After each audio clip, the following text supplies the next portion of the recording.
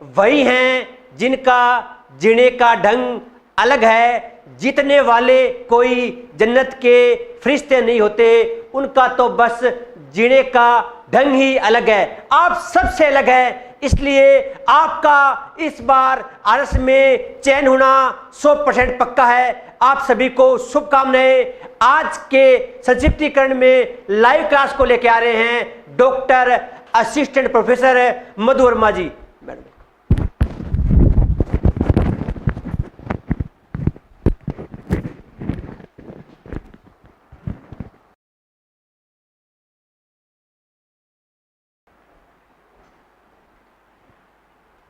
नमस्कार। आज की क्लास में हम बात करने जा रहे हैं संक्षिप्तीकरण के बारे में। आप लोग परिचित हैं कि संक्षिप्तीकरण आपका 10 नंबर का पेपर में आता है और हम ये देखते हैं कि संक्षिप्तीकरण प्रश्न में ही उत्तर छिपा होने के बावजूद जो है हम उसको गलत करते हैं। ये 10 नंबर ऐसे हैं जो सिर्फ हम पढ़ कर के ले सकते हैं, जिसमें हमें कुछ नहीं करना, सिर्फ पढ़ कर के हम वो 10 नंबर लेते हैं, लेकिन उसमें भी हम गलती कर देते हैं। तो आज हम पहले तो ये जानेंगे कि संक्षिप्तीकरण में हम क्या गलती करते हैं और किन बातों को हमें ध्यान में रखना है। सबसे पहले देखिए, इन कुछ बातों को आप ध्यान में रखिएगा जब आप संक्षिप्तीकरण करने लगे। पहली बात तो आपको संक्षिप्तीकरण के लिए जो पैराग्राफ दिया है उसको 2 बार पढ़ना है। पहले आपको सबसे पहले उसको 2 बार पढ़ना है। पढ़ने के बाद आपको सबसे पहला जो काम करना है, आपने समास किया है, आपने समास जो किया है वो हमारा यहाँ पर भी काम आएगा। यानी कि आप सबसे पहले तो उन समासों का प्रयोग यहाँ पर करेंगे।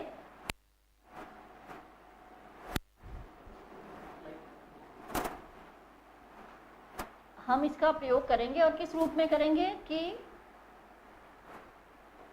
हर जो वाक्यांश या जो कोई आपके पास वाक्य दिया हुआ है उसमें अगर सामासिक बनाने वाली बात है, यानी कि 2 या 2 से अधिक शब्द हैं, उनको हम छोटा करके लिख सकते हैं, तो सबसे पहले हमें उनको छोटा करना है। दूसरी बात हमें क्या करनी है, जो हमने संधि की है, हमने संधि भी की है, अगर कोई शब्द ऐसे हैं जिसमें संधि विच्छेद किया हुआ है, उन शब्दों को एक करके हम उसकी संधि बना दें।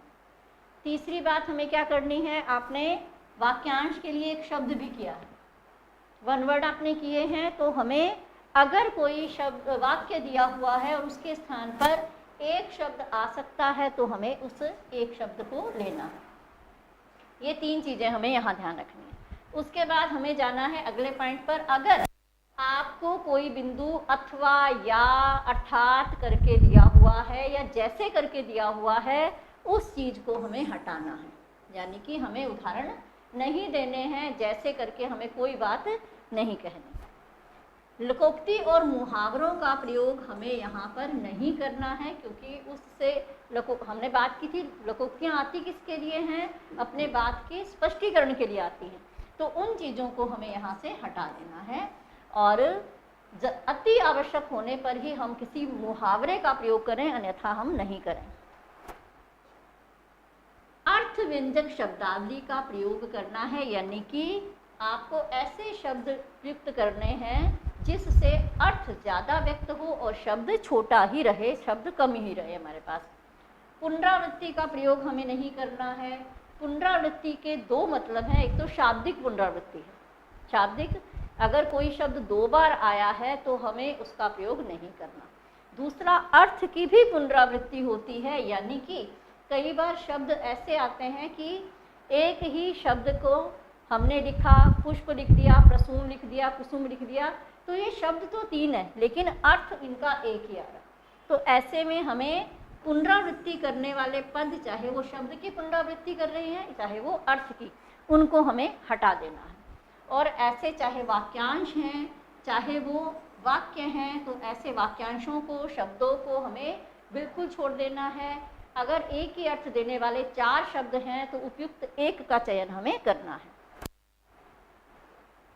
और एक महत्वपूर्ण बात है, प्रत्यक्ष कथन को परोक्ष में बदलना है। आपने अंग्रेजी में डायरेक्ट इनडायरेक्ट किए हुए हैं, जहाँ पर एक तो प्रत्यक्ष कथन है, जैसे राम ने कहा कि मैं जाऊँगा, ठीक है, ये तो है आपका प्रत्यक्ष कथन, जहाँ पर आप कह रहे हैं कि राम ने कहा कि मैं जाऊंगा, इसको परोक्ष में बदलना है, इनडायरेक्ट में बदलना है। राम ने जाने के लिए कहा, यानी कि आपने जब डायरेक्ट कहा था, प्रत्यक्ष कहा था, तो वाक्य वो अपने आप में ही बड़ा था। अगर आप उसको परोक्ष में बदल दोगे तो अपने आप ही वो कथन छोटा हो जाएगा। इसके लिए हमें किसकी जरूरत पड़ेगी? प्रथम एवं द्वितीय पुरुष के स्थान पर हमें अन्य पुरुष का प्रयोग करना है। अब ये पुरुष क्या है? अंग्रेजी में आप पर्सन से परिचित होंगे ना, first person, second person, third person. ऐसे ही हिंदी में हम देखते हैं कि पुरुषवाचक सर्वनाम में 3 पुरुष हैं, मैं, तुम और वह। जब हम परोक्ष करेंगे कथन को तो अपने आप मैं और वह का स्थान, मैं और तुम का स्थान नहीं रहेगा। वह, राम ने जाने के लिए कहा, उसने कहा, तो सीधा ही हम उस शब्द का प्रयोग करके ही वाक्य रचना कर देंगे। सहायक क्रिया और विशेषणों का प्रयोग जहाँ तक संभव है नहीं करना है। अति आवश्यक होने पर ही हम इसका प्रयोग करेंगे, नहीं तो हम संज्ञा के साथ विशेषण का प्रयोग नहीं करेंगे। वार्तालाप शैली का प्रयोग हमें नहीं करना, ये बात यहाँ पर भी आ गई है। देखिए, जब प्रत्यक्ष कथन होता है तो वार्तालाप शैली होती है, जब प्रत्यक्ष कथन होगा तो वार्तालाप शैली होगी। जब कथन ही प्रत्यक्ष नहीं है तो वार्तालाप शैली नहीं होगी, तो हमें इसका प्रयोग भी नहीं करना है, सीधा ही कथन कहना है। विराम चिन्हों का समुचित प्रयोग करना चाहिए। विराम चिन्हों से आप भली भांति परिचित हैं। ये है पूर्ण विराम, इसके अलावा ये है अल्प विराम जिसे आप कोमा कहते हैं, और एक है अर्ध विराम। ज़्यादातर आपको इन तीनों की ही ज़रूरत पड़ती है और किसी विराम चिन्ह की आपको ज़रूरत नहीं पड़ती, क्योंकि अगर कोष्ठक है तो वो स्पष्ट करने के लिए आएगा अर्थ को, और अगर आप उद्धरण चिन्ह हैं उनका प्रयोग आपको करने की ज़रूरत नहीं है, क्योंकि आप कोई भी प्रत्यक्ष कथन दे ही नहीं रहे हैं। ऐसे में इन चिन्हों के प्रयोग की ज़रूरत आपको नहीं पड़ेगी। और ज़्यादातर जो आपको शब्द, जो 3 चिन्ह आपको काम लेने हैं वो है, एक तो पूर्ण विराम, एक है अल्प विराम, और ज़्यादा अगर आवश्यकता है तो आप अर्ध विराम का प्रयोग करेंगे। लेकिन ज़्यादातर ये देखा जाता है कि आजकल अर्ध विराम का प्रयोग बच्चे कम ही कर पाते हैं, तो आप इन दोनों का तो ध्यान में रखेंगे ही। तो विराम चिन्हों का आपने सही प्रयोग करना है। और हम क्या गलती करते हैं लिखने में? देखिए, सबसे बड़ी चीज़ मैं आपको कह रही हूँ कि संक्षिप्तीकरण एक ऐसी चीज़ है जो प्रश्न के अंदर ही उत्तर छिपा हुआ है, आपको वहाँ अलग से कुछ भी नहीं करना, फिर भी हम गलती करते हैं। अशुद्धियों पर ध्यान रखना। और आप ये देखिए, शब्द जो आप लिख रहे हैं आपके पेपर में दिए हुए हैं, और हम क्या गलती कर रहे हैं? पेपर में से सही उतार ही नहीं रहे। शब्द आपके सामने हैं फिर भी हम सही नहीं कर रहे। तो इसलिए आपको करना क्या है? शब्द शुद्धि पर विशेष ध्यान रखना है, और लगभग सारे शब्द आपको अपने पैराग्राफ में ही, गद्यांश में ही मिलेंगे। ये हमने बात कर ली है कि वाक्यांश के लिए एक शब्द का प्रयोग करना है। और जैसे हमने शुरू में कहा कि सबसे पहले आपको क्या करना है? उस पैराग्राफ को 2 बार पढ़ना है, गद्यांश को। पढ़ने के बाद आपको जो महत्वपूर्ण लाइन लग रही है, पंक्ति लग रही है, पहले उसको अंडरलाइन करेंगे, रेखांकित करेंगे। और रेखांकित करने के बाद हम ये ध्यान देंगे कि उस पैराग्राफ को किस उद्देश्य से, किस भाव से लिखा जा रहा है, उस भाव को ग्रहण करेंगे। अपनी ओर से आपको कोई भी सुझाव नहीं देना है। ये तो चीज़ आप देखिए, चाहे आपका निबंध है चाहे पल्लवन है, उसमें कोई ऐसा सुझाव इस रूप में नहीं देना है कि वो अलग से दिखाई दे। और इसमें भी आपको ये बात ध्यान रखनी है कि सुझाव देने से आपका पैराग्राफ बढ़ेगा। इस शैली का, व्यास शैली का प्रयोग आप पल्लवन में करते हैं, ना कि संक्षेपण में। शीर्षक पर विशेष ध्यान देने की ज़रूरत है। शीर्षक कभी भी पूर्ण विराम के साथ नहीं होता, यानी कि पूरा सेंटेंस, पूरा वाक्य नहीं होता। हमेशा शीर्षक कुछ शब्दों में होता है।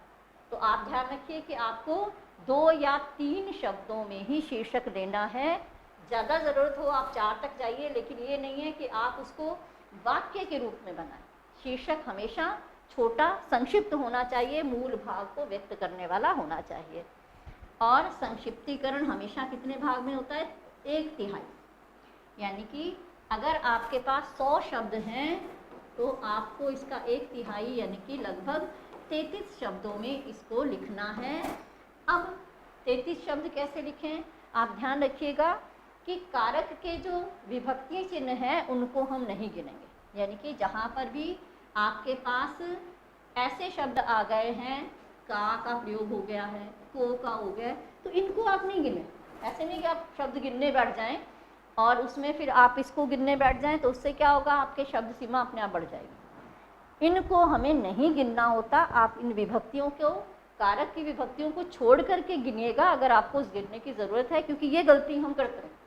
हम क्या करते हैं, कारक की विभक्तियों को भी गिन लेते हैं, फिर 1/3 बनाते हैं और कई बार वो एक पंक्ति में बना देते हैं। तो इससे हमारा शब्द जो है वो शब्द सीमा बढ़ जाएगी, शब्द जो है हमारे बढ़ जाएंगे। इसका कारण है, देखिए आप क्या करते हैं, जब आपने लिखा उसका तो आपने क्या किया, का को बीच में मिला दिया।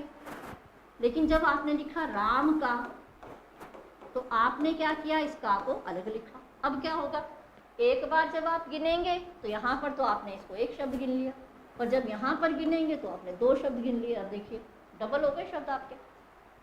तो इसलिए इनको गिनना ही नहीं है, इसको नहीं गिनेंगे तो अपने आप ये एक है, बस बात खत्म यहाँ पर। तो हमें ये ध्यान रखना है कि हमें विभक्ति चिन्हों को अलग से नहीं गिनना है। ये वो बातें हैं जो हम करते हैं पेपर में, और नंबर कटने का मतलब यही होता है कि आपने इनमें से किसी भी चीज़ को ध्यान में नहीं रखा है और आप संक्षिप्तीकरण नहीं कर पा रहे हैं। तो अगर आपको इस संक्षिप्तीकरण में नंबर लेने हैं तो इन बातों को आपको ध्यान में रखना होगा। ज़्यादा नहीं तो कम से कम 3 बातें आप ज़रूर ध्यान रखें, संधि, समास और वाक्यांश के लिए एक शब्द, और उसके बाद कारक चिन्हों को आपको नहीं गिनना, गिनती में नहीं लेना है। चलिए उदाहरण के लिए हम कुछ देख लेते हैं। एक हमारे पास गद्यांश है, छोटा सा, सरल है, बिल्कुल अभिधामूलक भाषा है इसकी। कविता से मनुष्य भाव की रक्षा होती है, सृष्टि के पदार्थ या, अब देखिए पहली चीज़ तो हमारी यहाँ पर ये आ गई है कि कविता से मनुष्य भाव की रक्षा होती है। अगले वाक्य में देखिए, सृष्टि के पदार्थ या। अब यहाँ पर या आने का मतलब ये है कि यहाँ पर बात को स्पष्ट करने के लिए अगली बात कही गई है, यानी कि यहाँ पर हमको एक शब्द तो पहले ही छोड़ देना है। या आते ये हो गया कि आपको बात को समझाया जा रहा है। तो सृष्टि के पदार्थ या व्यापार विशेष को कविता इस तरह व्यक्त करती है। अब किस तरह, मानो वे पदार्थ या व्यापार विशेष नेत्रों के सामने नाचने लगते हैं। अब देखिए, नेत्रों के सामने नाचने लगते हैं और मूर्तिमान, इन दोनों में क्या अंतर है बताइए। मूर्तिमान होना यानी कि नेत्रों के सामने नाचना, ये वाक्य आपका अपने आप ही कट जाएगा जब आपने इसके लिए, और वो भी दोबारा दिया गया। देखिए यहाँ पर हम मूर्तिमान शब्द आ गया हमारे पास। उनकी उत्तमता या अनुत्तमता का विवेचन करने में बुद्धि से काम लेने की जरूरत नहीं पड़ती। कविता की प्रेरणा से मनोवेगों के प्रवाह जोर से बहने लगते हैं। तात्पर्य यह है, ये देखिए, ये बात हमने पहले से कह दी थी, कविता की प्रेरणा से क्या होता है, मनोविज्ञान, जो मनोवेग हैं वो जोर से बहते हैं। फिर हम इसको समझा रहे हैं, तात्पर्य बता रहे हैं। रिपीट हो गई है, दोबारा आ गई है आपकी लाइन।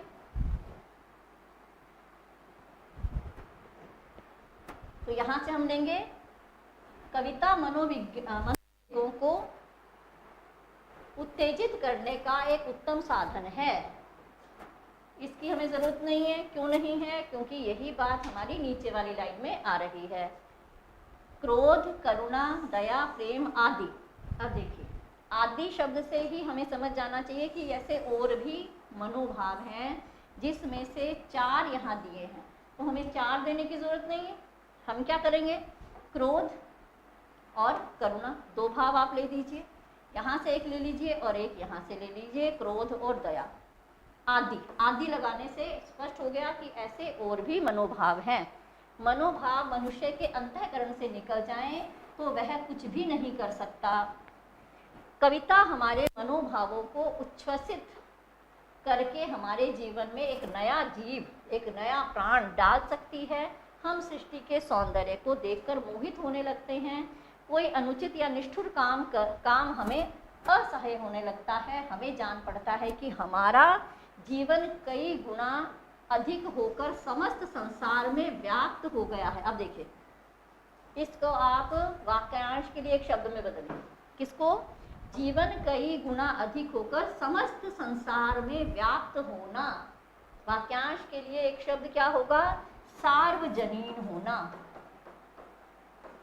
सार्वजनीन। अब देखिए, इतना बड़ा वाक्य था और हमने क्या किया? इसको एक शब्द में ले लिया। बस क्या क्या किया हमने? मुख्य जो चीजें थी उसको हमने रेखांकित किया। यहाँ पर भी हम कर लेंगे। निष्ठुर, अनुचित और निष्ठुर काम करना हमें असह्य होने लगता है। ये महत्वपूर्ण है हमारे लिए, ये मनोभाव हमारे लिए महत्वपूर्ण थे यहाँ पर। तो इन सबको हमने लेकर के अब क्या करना है? अब इसको संक्षेप में लिख लेना है। जो चीज़ें हमने अंडरलाइन की हैं, रेखांकित की हैं, उनको हमें लिख लेना है कि कविता मनुष्य भाव की रक्षा कर, कविता मनुष्य भाव की रक्षा कर सृष्टि व्यापारों को मूर्तिमान करती है। ये काट देना है। हमने कहा ना, ये हमें यहाँ से काट देना है। सामने नाचने का मतलब ही क्या हो गया? मूर्तिमान। वाक्यांश के लिए एक शब्द हो गया, मूर्तिमान करती है। और उनकी उत्तमता अनुत्तमता का सहज बोध करा। उत्तमता अनुत्तमता का सहज बोध करा। बुद्धि से काम लेना मतलब सहज बोध कर लेना। जीवन उपयोगी मनोवेगों, फिर हमें दो ले लेने हैं। कोई आप दो ले लीजिए, एक जैसे नहीं लेने, अलग अलग लेने हैं। इसलिए क्रोध को ले लिया और हम इधर से दया को ले लेते हैं। तो क्रोध, दया आदि को उच्छ्वसित करके, अब हम यहाँ पर आएंगे उच्छ्वसित करके। क्यों? आप ये देखिए, ऊपर ये बात आ गई है कि कविता क्या करती है? मनोवेगों को उत्तेजित करती है। तो उत्तेजित करके क्या करती है? उच्छ्वसित करती है। उत्तेजित करना, बढ़ाना। तो वही भाग किस में आ गया है? उच्छ्वसित करना। तो अब हम क्या कह रहे हैं? उच्छ्वसित कर नवीन प्राण संचार करती है और इससे हम सृष्टि सौंदर्य से विमुग्ध होकर अनुचित व निष्ठुर से दूर हो सार्वजनीन हो उठते हैं। समस्त संसार में व्याप्त हो गया, यानी कि हम क्या हो गए? सार्वजनीन हो गए। यहाँ पर हमने वाक्यांश के लिए एक शब्द का प्रयोग कर दिया। तो इस तरह से हमें करना क्या है? जो महत्वपूर्ण पंक्तियां हैं उनको अंडरलाइन करना है। जो अथवा या करके दिया हुआ है उनको हटा देना है। और अगर कहीं पर वाक्यांश के लिए एक शब्द का प्रयोग हो सकता है तो वो करना है। ये गलतियां हैं जो हम बार बार करते हैं, इनको हमें नहीं करना है। अब बात आती है शीर्षक की कि अब इस में किस भाव को लिया गया है। पहली बात तो मनुष्य का जीवन, पहली बात तो कविता ही आ गई। देखिए, पहला शब्द तो हमें यहाँ ही से मिल गया। तो पहला तो शब्द हमारे पास है कविता, क्योंकि सारा का सारा जो वर्णन है, जो भी हमें विवरण इसका दिया गया है वो क्या है? कविता के बारे में। फिर दूसरी बात आप देखिए, बार बार यहाँ पर क्या कहा गया है? कविता और जीवन।